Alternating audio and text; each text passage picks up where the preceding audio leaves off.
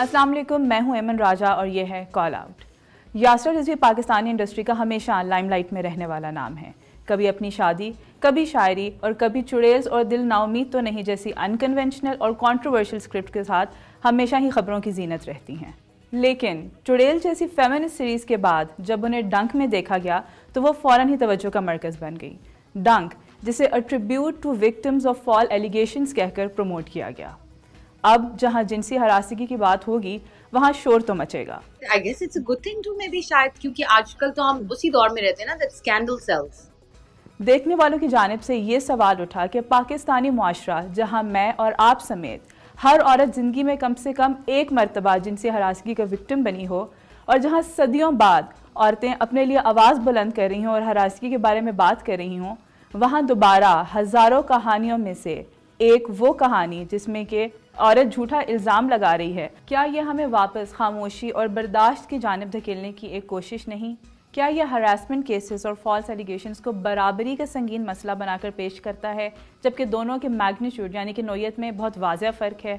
ये सब सवालात अपनी जगह होने के बावजूद ड्रामे की पहली 3-4 एक साथ चलने के बाद ऑडियंस में खासा मकबूल हुआ और लोगों ने इस सेंसिटिव इशू की पोर्ट्रेयल से तसल्ली का इजहार किया। लेकिन मामला अभी ठंडा ना हुआ था कि यासरा ने दोबारा एक गैर जिम्मेदाराना बयान दे डाला।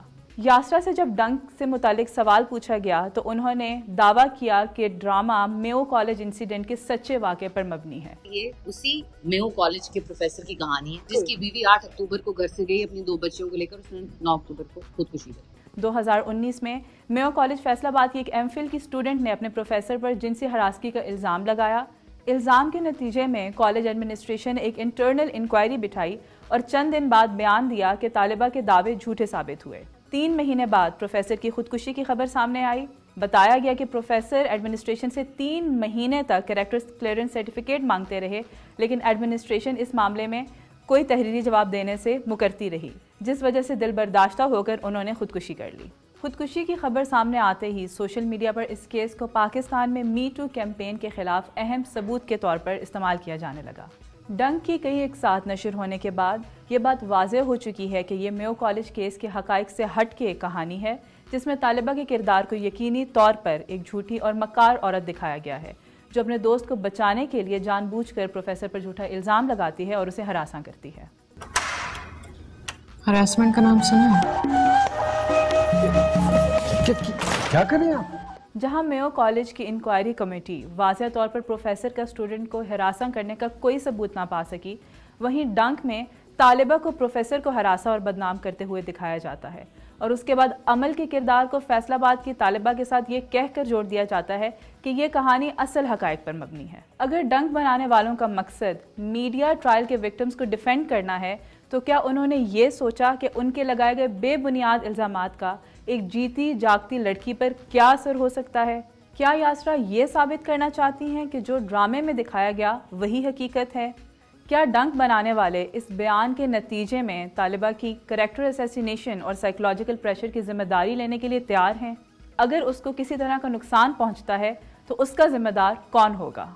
जहां पाकिस्तान में हमारे पास ऑन कैंपस हरासमेंट की नस rape case, Balochistan university case और Islamia college Peshawar harassment case जैसी मिसालें मौजूद हैं, जहां यूनिवर्सिटी एडमिनिस्ट्रेशन ने खुद केसेस को छुपाने की कोशिश की, क्या डंक हरासगी के खिलाफ आवाज़ उठाने वाले तालिबात के लिए पैगाम है कि अगर वो आवाज़ उठाएंगी तो उनकी किरदार कशी की जाएगी?